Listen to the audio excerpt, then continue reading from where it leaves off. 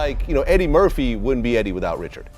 Well, I think a lot of them try to even look like Richard. Right. A lot of them cats, Steve Harvey and Tim Reed, they all try to look like Richard Pryor. Great memories of my life, man. You took me, I had met him before, but you took me to Richard Pryor's house. Richard had no shame in this either, and he was actually very open about his bisexuality with friends. He had diaries that he wrote about it too. John Witherspoon, the late comedic legend known for his unfiltered honesty, has just thrown Steve Harvey under the spotlight in a way you wouldn't believe. Witherspoon's shocking claims suggest that Harvey's admiration for Richard Pryor may have crossed some serious boundaries. People in the back give him some lines, give him this and give him ideas. He did that for 6 months, would not fail. According to Witherspoon, Harvey didn't just idolize Pryor's comedic genius. He allegedly had a darker, more questionable interest in the legendary funny man's sexuality. Is it possible that Steve Harvey, the beloved host and self-proclaimed family man, had a hidden agenda towards Pryor? He'd be there every night. He said, Spoon, come up here and hang with me. So I go over there with him. And he did his. Witherspoon's revelations paint a picture of Harvey as someone who might have used his celebrity status to exploit Pryor's vulnerability. The gossip mill is in overdrive, and fans are left wondering if Harvey's public persona is just a mask for a more sinister side. I said, y'all trying to be Richard Pryor, all of them. And they got over by it. Buckle up, because this is one scandal that's not just about comedic rivalry. It's a full-blown drama with a potential moral twist that could shake the foundations of Hollywood. Stay tuned as we unravel the layers of this explosive expose. In the flashy world of comedy, it's pretty normal for new comedians to look up to the big names who came before them. But here's some juicy gossip about Steve Harvey. Rumor has it his admiration for Richard Pryor might have gone a bit too far. There are whispers that Harvey's feelings for Pryor weren't just about respect. They might have been romantic. First night, I met Richard Pryor at the ABC Comedy Awards. I was the first, when I met him, when I got through hugging him and we talked, I went behind the bar, I cried for 20 minutes. So what's the story? People started noticing how Harvey and Pryor had a lot in common after an industry insider mentioned that Harvey was so in awe of Pryor, he basically wanted to become him. John Witherspoon mentioned in an interview that Steve Harvey, along with a few other comedians, actually tried to look like Richard Pryor on purpose. Birthed them. I feel like, Eddie Murphy wouldn't be Eddie without Richard. Well, I think a lot of them try to even look like Richard. Right. A lot of them cats, Steve Harvey, Tim Reed, they all try to look like Richard. From the start, it was pretty clear that Steve Harvey had a big crush on Richard Pryor and even wanted to be like him. Even though both are pros in their own right, you could really see how similar their jokes were. Sometimes, if you heard them tell the same joke, it'd be hard to tell who said it first. A few years back, Richard Pryor talked about how white folks were shocked by the way black people talked, saying it seemed pretty unconventional to them. Find out talk other than oh, I ho. They got scared to death. Like one day somebody said talk. Well, I've been wanting to tell you something. I beg your pardon? Interestingly, not long after Pryor's interview got more attention, Steve Harvey told a joke that was really similar, but with his own twist on the delivery. You know how many ways we got to say hello? It'll take us 5-6 pages. Yeah. Hey, now! What up? Hey, look here! Weird, right? Anyway, besides both comedians having a similar talent for making people laugh, it looks like Steve Harvey might have picked up a few more traits from Richard Pryor. Apparently, Harvey might have modeled his appearance and style after Pryor because he admired him so much. Meeting Pryor in person only deepened Harvey's admiration. While celebrity encounters with idols often lead to disappointment, that wasn't the case for Steve. He got to meet his comedy hero, Richard Pryor, and it was a memorable experience without any bad vibes. While some fans might not remember that Steve Harvey started out as a stand-up comedian before making it big in film and TV, his early humor and sharp punchlines definitely have roots in the legendary influence of Richard Pryor. When I first met Richard Pryor, I have the picture of the day I met him. It was at the ABC Comedy Awards in 1995. The comedian took to his Instagram stories to share his experience meeting his comedy hero, saying, "This lady said, 'Steve, do you know who you're standing in front of?' I said, 'No, who?' She said, 'Turn around.' I turned around and it was Richard Pryor. I bent over, shook his hand. He said, 'I heard a lot about you.' Sick told me, you pretty funny. I said, I love you, man, I thank you. Because he was the whole reason I got in comedy, you know? I got through talking with him. The ABC Comedy Awards was in this huge hangar they had decorated. I went behind the bar, cried for 20 minutes. Steve Harvey's story about meeting Richard Pryor gives a peek into just how much impact the late comedian and Saint Crazy actor had on other comedians. On his website, Steve even shared that when they met, Pryor playfully poked him in the behind with a knife. He said, "The first time I met Richard Pryor, he poked me in my A with the butt end of a butter knife. He said, 'You just gonna stand your A in my face?'" Many people think that incident might have been Pryor's way of making a move on Steve. Anyway, one person who confirmed that Richard Pryor was involved in same-sex relationships was his wife, Jennifer Pryor.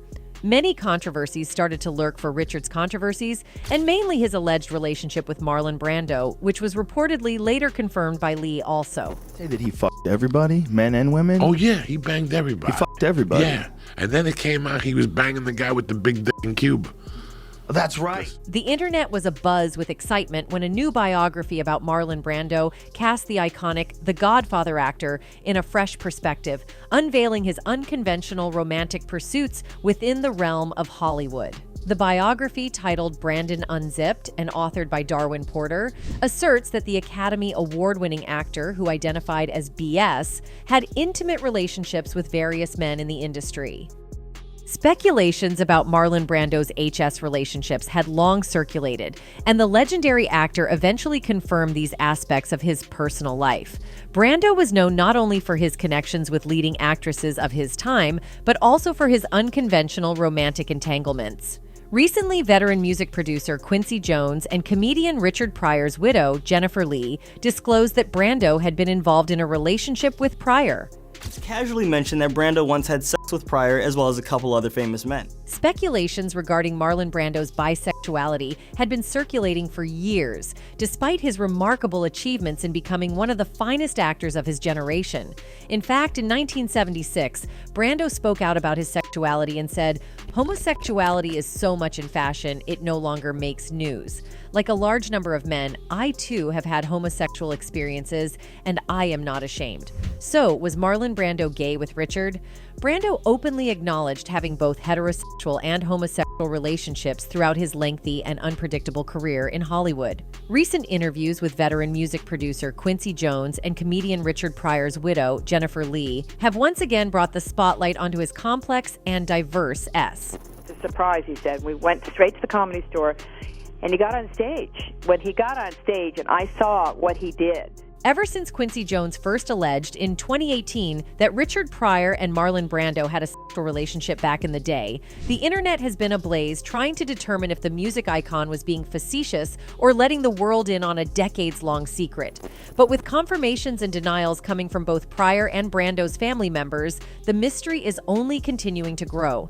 And while the truth may never be clear, let's take a look back at both sides of the story. Quincy Jones didn't pull back any punches and said something about Brando. Jones was the first to claim that the legendary duo had a sexual relationship, telling Vulture in a wide-ranging interview that he was the most charming MF you ever met. He'd F anything, anything. He'd F a mailbox. James Baldwin, Richard Pryor, Marvin Gaye, Marlon Brando, and Richard Pryor. That's right. The speculations got more strong when Jennifer, the widow of Richard Pryor, confirmed the rumor, sharing with TMZ that her late husband was always candid about his bisexuality among friends and had no qualms about the public revelation of his relationship with Brando. She mentioned that the comedy icon extensively documented his encounters with men in diaries, which she intends to release later this year. It was the 70s. Drugs were still good, especially Quaaludes, Jennifer said.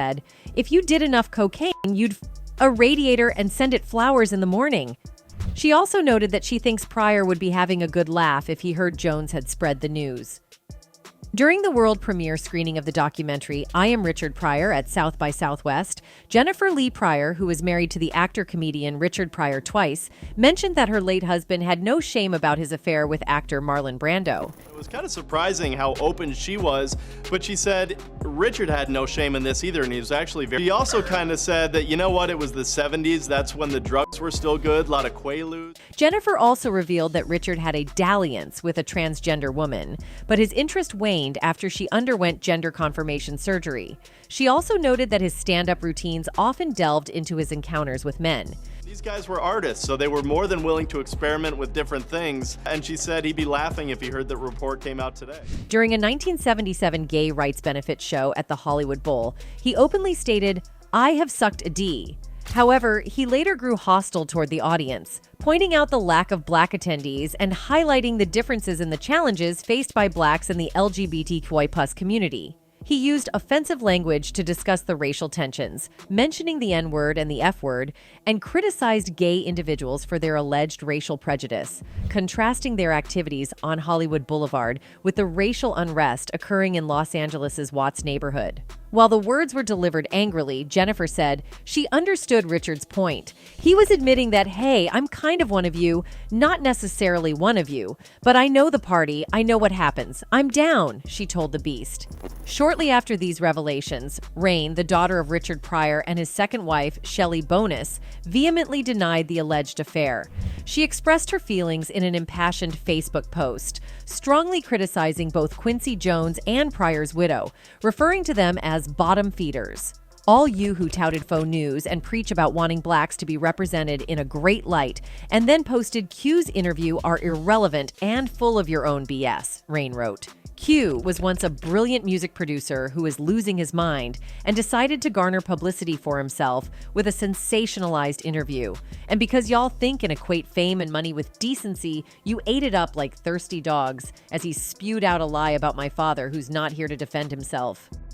Then on top of it all, my dad's so-called widow validated it because she needs to keep legitimizing herself and tarnish our dad even after he's dead, Rain continued. Rain ended her note, letting her fans know that she wouldn't be putting up with hearing the news and would be getting my millions the correct way, with integrity. Y'all so thirsty and love them, but ever know the real source or full story, and you're gonna wonder how 45 became president?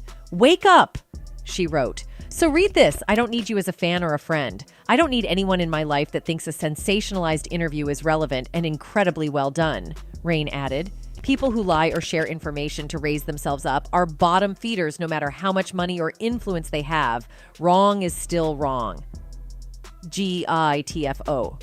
Marlon Brando's son, Miko, also contested the claims of a sexual relationship between his father and Richard Pryor. He conveyed to TMZ that his family felt disappointed upon learning about these rumors. Marlon Brando's son is now saying that his father did not bang Richard Pryor. Miko, Marlon Brando's eldest surviving son, expressed the family's disappointment in response to Quincy Jones' recent remarks. He conveyed their dismay over the wrongful comments made about both Marlon Brando and Richard Pryor. Because the father is not going to tell his son, guess who I banged? He would have had to say to his son, guess who I didn't bang, which had never happened. The notion of Brando and Pryor being involved romantically may indeed appear scandalous, but it's essential to consider that both men had tumultuous love lives during their respective eras. Richard Pryor, widely acknowledged as one of the most influential stand-up comedians of all time, had a complex romantic history. He entered into matrimony 7 times with 5 different women. Jennifer, who shared the revelation of his bisexuality, was both his 4th and 7th wife. They initially married in August 1981, divorced in October 1982, and later reunited in 2001. Their union endured until Pryor's passing in 2005. He was always moving. And by that I mean, certainly if not physically, mentally. He was always cooking. There was always, Pryor also had romantic associations with actresses Pam Grier and Margot Kidder, along with one notable relationship with a drag queen who he likened to Josephine Baker. He described the affair in his autobiography, writing, "I discovered that she was actually a he. For some reason, I didn't care. But after 2 weeks of being gay, I went back to life as a heterosexual." However, on the other hand, for Marlon, you could fill a small library with details and rumors from his private life. The Studley movie star was known as a womanizer. He engaged in numerous affairs with women and occasionally men. Pryor had been married 7 times throughout his life to 5 different women. Notably, he and Lee Pryor tied the knot twice, initially from 1981 to 1982, and then again from 2001 until his passing in 2005. Following Quincy Jones' interview with Vulture, where he made controversial remarks about Pryor's alleged intimate encounters with Marlon Brando, Lee Pryor offered her perspective on the matter. Speaking to TMZ, she stated that Pryor would find Jones' comments amusing without any sense of shame. Jennifer Lee also spoke on Mike Epps' previous performance as Richard Pryor in the HBO series Winning Time, where she called the impression a bad imitation that reduced Richard to a caricature. It was the 70s. Drugs were still good, especially Quaaludes, Lee Pryor remarked. If you indulged in enough cocaine, you'd expletive a radiator and send it flowers in the morning. Lee Pryor, in her interview with Vulture, characterized her husband's sexual encounter with Brando as a spontaneous event, likely occurring after a night of partying.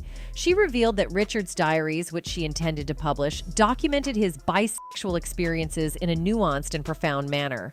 Despite not identifying as bisexual himself, Richard openly discussed his sexuality without adhering to labels. He just started dating.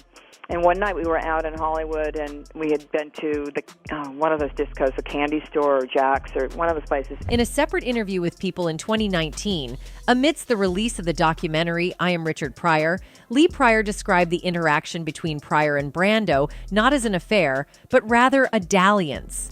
Lee Pryor clarified that the interaction between Pryor and Brando was indeed a dalliance, similar to encounters he had with other men. She emphasized that Richard didn't identify as gay, but rather preferred relationships with women. Despite this preference, he was open to experiencing connections with men. And we went to the comedy. I said, "Where are we going?" It's a surprise, he said. We went straight to the Comedy Store, and he got on stage. When he got on stage and I saw what he did, the magic. Rain Pryor, Richard Pryor's daughter from his second marriage to Shelley Bonus, refuted the claim of her father's sexual relationship with Brando in Facebook posts. She explicitly stated, "Daddy did not have relations with Brando." Additionally, Rain referred to Lee Pryor as Richard's so-called widow and criticized Quincy Jones, who was involved in the interview, accusing him of seeking publicity with a sensationalized story. Rain Pryor sometimes complex life as the daughter, of course, of Richard Pryor, comedic royalty, and then being raised by a Jewish grandmother? In response, Lee Pryor countered Rain's statement, suggesting that Rain wasn't even born when the alleged incident occurred. She remarked to the Daily Beast that Richard would have openly discussed the matter if he were alive and would have defended Quincy Jones. Lee Pryor concluded her remarks by expressing that of Richard Pryor's 7 children, they might not understand their father as intimately as she does. Despite differences in perspective, Lee wished them well. It's worth noting that Lee Pryor and Richard Pryor did not have children together. In response to Quincy Jones' comments, Miko Brando, a member of Marlon Brando's family, issued a statement to TMZ expressing disappointment at the wrongful remarks made about both Marlon Brando and Richard Pryor. According to People magazine, Marlon Brando, who was married 3 times and had 11 children, also addressed his sexuality in 1976. He stated, "Homosexuality is so much in fashion, it no longer makes news. Like a large number of men, I too have had homosexual experiences, and I am not ashamed. I have never paid much attention to what people think about me." Days after Jennifer Pryor revealed details about Richard Pryor's love life, Rain, the daughter of Pryor and his second wife, Shelley Bonus, shot down the claims of an affair. She posted a passionate message on Facebook calling both Jones and Pryor's widow bottom feeders. "All you who touted faux news and preach about wanting blacks to be represented in a great light and then posted Q's interview are irrelevant and full of your own BS," Rain 48 wrote. Q was once a brilliant music producer who was losing his mind and decided to garner publicity for himself with a sensationalized interview. And because y'all think and equate fame and money with decency, you ate it up like thirsty dogs as he spewed out a lie about my father who's not here to defend himself. Then on top of it all, my dad's so-called widow validated it because she needs to keep legitimizing herself and tarnish our dad even after he's dead, Rain continued. Rain ended her note, letting her fans know that she wouldn't be putting up with hearing the news and would be getting my millions the correct way, with integrity. Y'all so thirsty and love them, but ever know the real source or full story, and you're gonna wonder how 45 became president? Wake up, she wrote. So read this. I don't need you as a fan or a friend. I don't need anyone in my life that thinks a sensationalized interview is relevant and incredibly well done. Rain added, people who lie or share information to raise themselves up are bottom feeders no matter how much money or influence they have. Wrong is still wrong. GTFOch. Before Richard Pryor became famous and his personal life became public fodder, he had a truly heartbreaking childhood. They say a mother is a child's first teacher, and by extension, the home is their first school. Unfortunately, Pryor's troubles began from the moment he was born. His mother was a sex worker, and he was raised by his grandmother. His father was an ex-boxer and hustler who also worked as a pimp. The situation only got worse for Pryor. It's hard to pinpoint what might have traumatized him the most. Finding a lifeless baby in a shoebox, witnessing violent fights at the bar next door, spying on his mother and her colleagues while they worked, or even seeing his mother cut one of his father's testicles during a fight. Even after all that, things got even worse for Pryor. At just 7 years old, he was mistreated, and at 14, a Catholic priest victimized him again. Despite such a dark childhood, Pryor discovered the power of laughter early on. He found that he could make the women he lived with laugh by deliberately falling off a railing of bricks. The best moment for him was when he slipped and fell in dog poo, making his usually stern grandmother laugh. His first joke, as he put it. Pryor was often late for school until one of his teachers had a life-changing idea. She offered to let him perform for the class for 10 minutes each week if he showed up on time. This became a great motivator for young Richard, who loved doing slapstick routines for his classmates. This was an early sign of Pryor's unstoppable comic talent.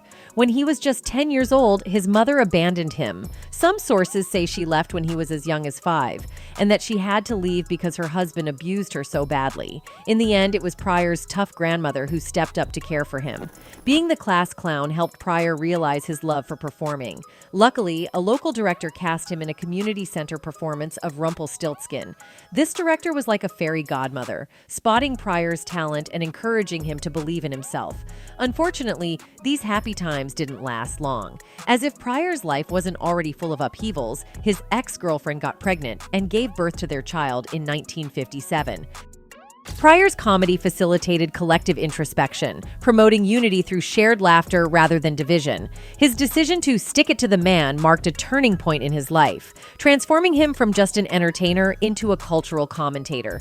This evolution not only shaped his own comedy, but also left a lasting impact on the comedic landscape. It inspired future generations of comedians to use humor as a tool for social commentary and unity.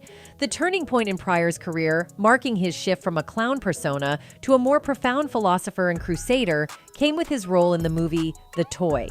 In the film, Pryor portrayed himself as the plaything of a white child, a role that drew criticism but showcased his commitment to authenticity and defiance against societal expectations. Sadly, on the morning of December 10, 2005, just 9 days after his 65th birthday, Pryor suffered a third heart attack at his home in Los Angeles. After his wife's unsuccessful attempts to resuscitate him, he was taken to a West Side hospital where he was pronounced dead. In any case, Pryor's impactful life continues to resonate in the comedy world, leaving a lasting legacy that has inspired countless comedians. One notable exception is Steve Harvey, who aspired to be the next Pryor but fell short of capturing the essence of Pryor's genius. Nevertheless, Pryor's influence remains a wellspring of inspiration for many. Given this, it wouldn't be surprising if someone like Steve Harvey had a bit of a crush on the iconic comedian. That's it for this video, folks. Bye.